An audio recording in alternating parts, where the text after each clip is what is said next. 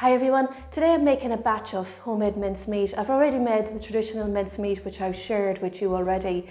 I'll pop a link to that video in the comments down below if you haven't seen it.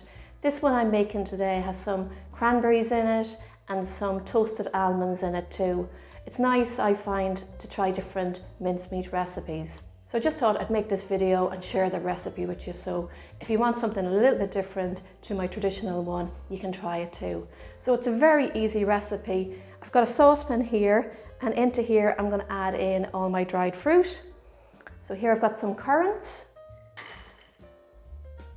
raisins, sultanas, and dried cranberries. I'm going to add in some grated cooking apple. My apple's gone a little bit brown, but that's fine. Orange zest, lemon zest, light brown sugar. You can use dark brown sugar either. Now for my spices, I've got some lovely ground cinnamon, a little bit of nutmeg, and some mixed spice. Some mixed peel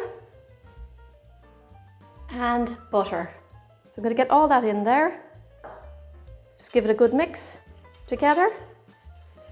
Smells wonderful. You can smell all those spices and the zest of the lemon and orange. It's gorgeous.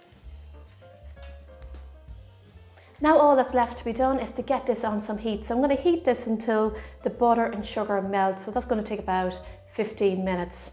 And then when it cools down, I'm going to add in my alcohol and my nuts as well.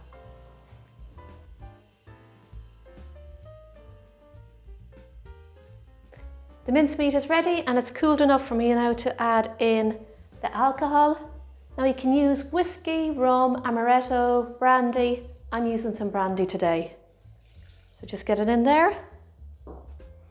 The nuts I'm adding are toasted sliced almonds.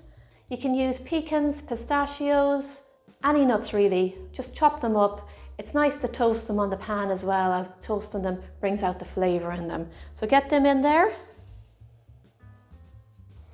and mix everything together. This smells wonderful. If you don't like alcohol in your mincemeat, you can use orange juice or apple juice, but just be aware that it won't keep for as long. You'll get about 2 weeks out of it, whereas this will last for months once you put it into a sterilised jar. This will thicken up a little bit more as it cools down and when it's stored as well. So that's ready now for the jars. I've sterilised 2 jars and these are about 340 gram jars. So I'm going to pop my mixture in there.